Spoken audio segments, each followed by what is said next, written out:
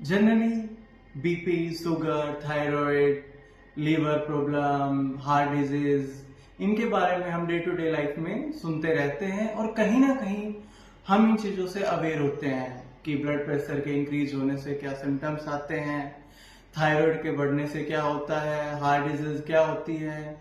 कहीं ना कहीं हमने डे टू डे लाइफ में ये वर्ड सुनते हैं, लेकिन कुछ साइकोलॉजिकल डिसऑर्डर होते हैं जिनके बारे में हम डे टू डे लाइफ में ना सुनते हैं और ना ही उनके बारे में हम अवेयर होते हैं, जैसे OCD, bipolar disorder, anxiety disorder, panic attacks, panic disorder और भी काफी साइकोलॉजी में डिसऑर्डर्स होते हैं। तो उन सभी डिसऑर्डर्स में से आज हम एक बात करते हैं पैनिक अटैक और पैनिक डिसऑर्डर के बारे में। आज हम इस वीडियो में चर्चा करेंगे कि पैनिक अटैक और पैनिक डिसऑर्डर क्या होता है।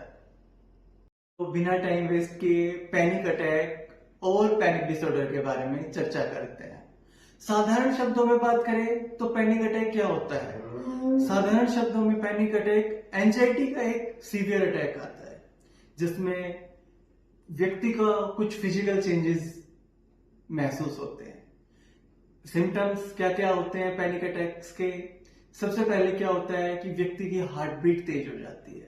नॉर्मली हमारी हार्ट बीट 70 to 100 मानी जाती है, लेकिन जिस टाइम पैनिक अटैक आता है व्यक्ति की हार्ट बीट एकदम से इंक्रीज होने लग जाती है। सांस लेने में व्यक्ति को प्रॉब्लम होने लग जाती है।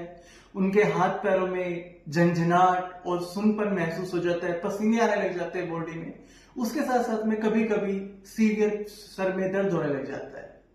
तो ये पैनिक अटैक के सिम्टम्स होते हैं, लेकिन व्यक्ति को ये लगता रहता है कि उनको बस इन सिम्टम्स को देख के कि सांस लेने में प्रॉब्लम हो रही है, एकदम से हार्ट बीट इंक्रीज हो रही है, तो व्यक्ति को लगता है कि बस अभी मुझे हार्ट अटैक आने वाला है और अभी बस मुझे पहला इसका अटैक आएगा, सुनपन हो रहा है शरीर में।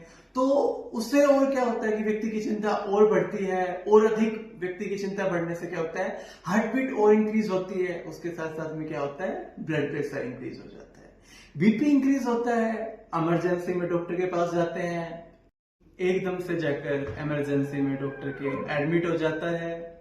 वहां जाकर उन्हें पता चलता है कि कुछ भी नहीं है, बस बीपी में थोड़ा सा फ्लक्चुएशन आई हुई है, बीपी थोड़ा इंक्रीज हुआ है और उसके साथ साथ में हार्ट बीट थोड़ी सी इंक्रीज है। वहां जाके डॉक्टर से ईसीजी करवाते हैं, इको करवाते हैं, टीएमटी करवाते हैं, फुल बॉडी चेकअप करवाते हैं, लेकिन सब कुछ रिपोर्ट सारी नॉर्मल आती है, क्योंकि वो अवेयर नहीं होते कि ये किस वजह से हो रहा है और ये क्यों हो रहा है।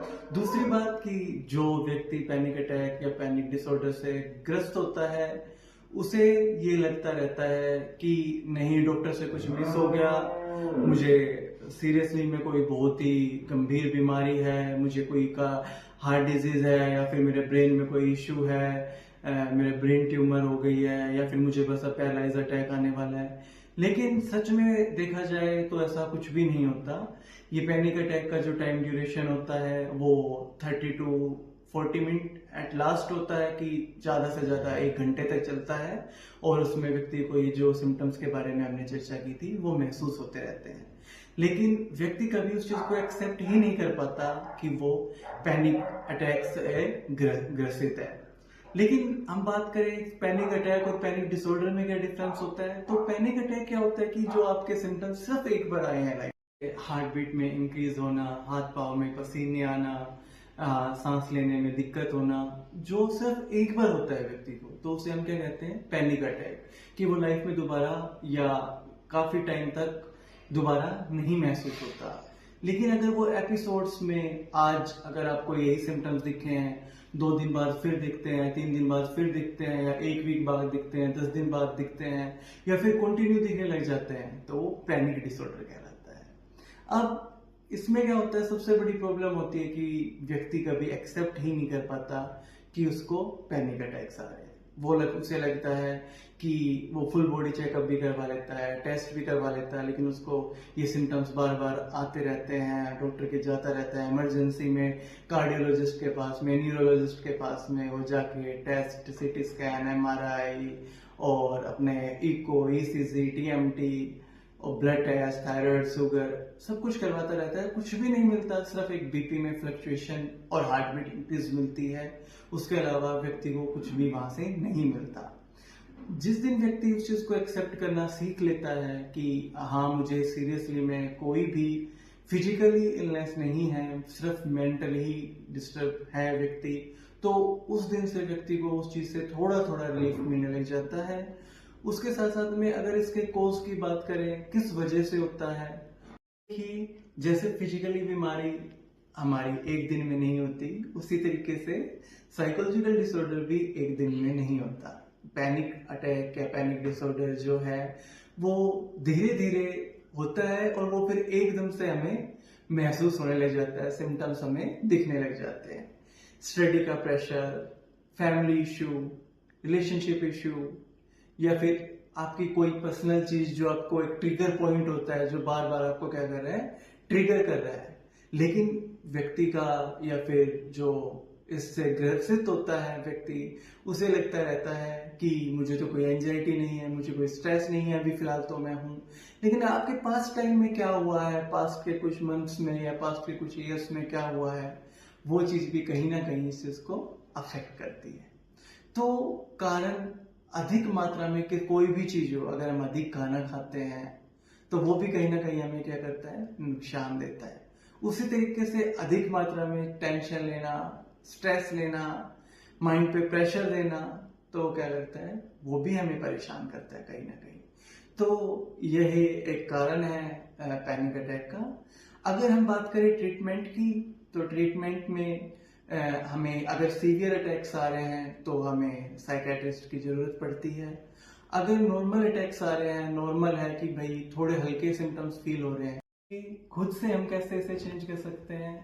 हमारा जो सारा हमारी प्रॉब्लम की जो जड़ होती है, रूट्स होते हैं, कॉज होते हैं, वो हमारे कहाँ से शुरू होते हैं, हमारे थॉट्स से स्टार्ट होते हैं। जैसा हम सोचते हैं वैसा ही हमारे साथ होने लग जाता है। हमें एक बार पैनिक अटैक आता है, हम पूरा दिन उसके बारे में सोचते रहते हैं, कभी दोबारा ना जाए, दोबारा ना जाए। हल्का सा सिम्टम्स आया और हल्का सा कुछ भी हो रहा है, हाथ में पसीने आ गए, नॉर्मली भी तो यार हाथ में पसीने आ जाते हैं, बट हमें फील हो रहा है कि हमें पैनिक अटैक आ रहा है। हाथ में वो फील हुआ, हार्ट में क्या होती है, एकदम से क्या होगी, जो आपकी हार्ट बीट है इंक्रीज होने लग जाएगी। तो क्या करना है, हमें अपने थॉट प्रोसेस को, जो हमारी सोचते हैं उसे क्या करना है, चेंज करना है। पॉजिटिव सोचना है, पॉजिटिव रहना है कि नहीं, अगर आ जाएगा तो एटलीस्ट 30 to 40 मिनट आएगा, सही हो जाएगा। और उसके साथ साथ में हम कुछ चीजें हैं, जो ये वीडियो लेंदी हो जाएगी, मैं इसमें नहीं बता सकता। उसके साथ साथ में साइकेट्रिस्ट क्या करते हैं, साइकेट्रिस्ट आपको 2 तरीके की दवाइयां देते हैं। एक होती है जो एकदम जैसे ही आपने ली, वो आपको वहीं पे रिलीफ देगी थोड़ा सा, एक लॉन्ग टाइम चलती रहती है। उसके साथ साथ में धीरे धीरे धीरे धीरे धीरे आपको वो दवाइयां कंटिन्यू करते रहोगे और आप एक मतलब उससे क्योर हो जाओगे। और ऐसे कोई भी चीज नहीं है जिससे व्यक्ति बाहर नहीं निकल सकता। तो थैंक यू सो मच इस वीडियो को देखने के लिए, प्यार देने के लिए, थैंक यू सो मच।